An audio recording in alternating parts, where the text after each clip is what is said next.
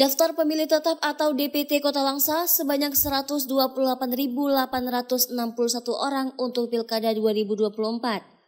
Hasil DPT ini diumumkan Komisi Independen Pemilihan KIP Kota Langsa usai menggelar rapat pleno terbuka penetapan daftar pemilih tetap atau DPT untuk pemilihan gubernur, wakil gubernur, wali kota, dan wakil wali kota Kota Langsa tahun 2024. Dari jumlah total DPT 128.861 pemilih, dirincikan pemilih laki-laki sebanyak 63.247 orang dan pemilih perempuan sebanyak 65.614 orang.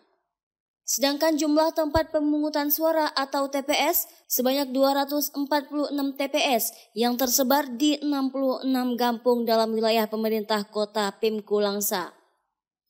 Ketua Divisi Perencanaan Data dan Informasi KIP Kota Langsa, Ramadhani menyebutkan bahwa sebelumnya pada bulan Agustus jumlah daftar pemilih sementara atau DPS tercatat sebanyak 128.349.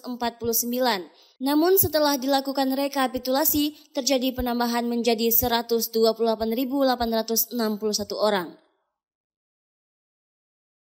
Daftar pemilih tetap yang ditetapkan hari ini berjumlah 128.861. Terjadi penambahan dari DP4 yang turun dari Kemendagri.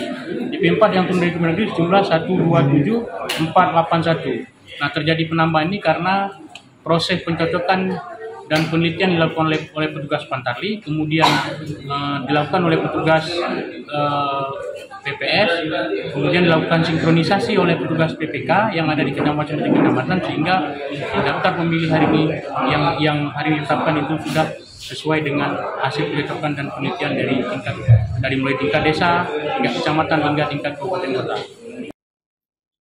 Daftar pemilih tetap ini juga masih memungkinkan berubah sampai dengan masa pemungutan suara Pilkada 2024 serentak ini, dan pihaknya masih akan terus melakukan pendataan. Rapat pleno ini juga dihadiri oleh perwakilan dari pemerintah Kota Langsa, TNI, Polri, anggota PPK Kota Langsa, beserta tamu undangan lainnya. Dari Kota Langsa, Selina Vita melaporkan untuk Puja TV.